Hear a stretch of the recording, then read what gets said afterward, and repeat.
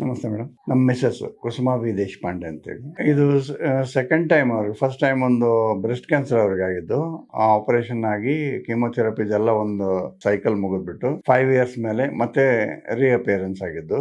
ರಿಅಪಿಯರೆನ್ಸ್ಗೆ ಅವ್ರಿಗೆ ಫಿಸಿಕಲಿ ಅಷ್ಟೊಂದು ತಡ್ಕೊಳಲ್ಲ ಕೀಮೋ ಅಂತ ನಿಮ್ದು ಪುನರ್ಜನ್ಮದ್ದು ನಾವು ಎಲ್ಲ ಕಡೆ ಸ್ವಲ್ಪ ಕೇಳಿದ್ವಿ. ಸೊ ಒಳ್ಳೆ ರೆಪ್ಯುಟೇಷನ್ ನಮಗೆ ಕಂಡು ಬಂದ್ರಿಂದ ಇಲ್ಲಿ ಬಂದ್ವಿ ನಾವು. ಬಂದೀಗ ನಾವು ಮೆಡಿಸಿನ್ ತಗೊಂಡು ಹೋಗ್ತಾ ಇರೋ third time. She is maintaining her day to day life. ಆಮೇಲೆ ಇಂಪ್ರೂವ್ಮೆಂಟ್ಸು ಸ್ವಲ್ಪ ಕಾಣಿಸ್ತಾ ಇದೆ, but hope for good. Medicine ಕೆಲಸ ಮಾಡ್ತಾ ಇದೆ ಅಂತ ಅನ್ಸುತ್ತೆ. ಅದಾದ್ಮೇಲೆ 5 years there was no problem. ನಾವು ರೆಗ್ಯುಲರ್ ಚೆಕ್ಅಪ್ ಮಾಡಿಸಿದಾಗ ಡಿಫರೆನ್ಸ್ ಕಂಡು ಬಂದ್ರೆ ಆಂಕಾಲಜಿಸ್ಟ್ ಅಡ್ವೈಸ್ ಪ್ರಕಾರ ಮತ್ತೆ ನಾವು PET ಮಾಡಿಸಿದ್ವಿ.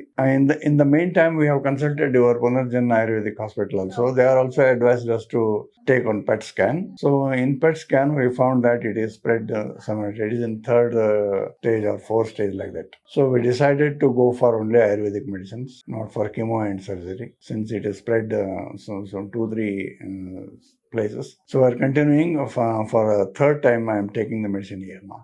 In all those we found Punarjanma best option ಅಂತೇಳಿ ನಮಗೆ ಅನಿಸಿದ್ರಿಂದ ನಾವು ಇಲ್ಲಿ ಬಂದು ಕನ್ಸಲ್ಟ್ ಮಾಡಿದ್ವಿ. And since I am in Bengaluru having a touch with some doctors and all, they have also told that you go to Punarjan and all, you will get some help ಅಂತ ಹೇಳಿದ್ರಿಂದ ನಾವು ಇಲ್ಲಿ ಬಂದಿದ್ದೆ. ಇಂಪ್ರೂವ್ಮೆಂಟ್ ಇದೆ ಅಂತ ಅನ್ಸುತ್ತೆ, ಯಾಕಂದ್ರೆ ಅದು 4th ಸ್ಟೇಜ್ ಬಂದಿರೋದ್ರಿಂದ result may be little late, but improvement ಇದೆ. ಅವ್ರ ಡೇ ಟು ಡೇ ಲೈಫ್ಗೆ ಅವರು ಮೇಂಟೈನ್ ಮಾಡ್ಕೊಂಡು ಹೋಗೋದ ರೀತಿ ನೋಡಿದ್ರೆ definitely medicine is helping us ಅಂತ ಅನ್ಸುತ್ತೆ.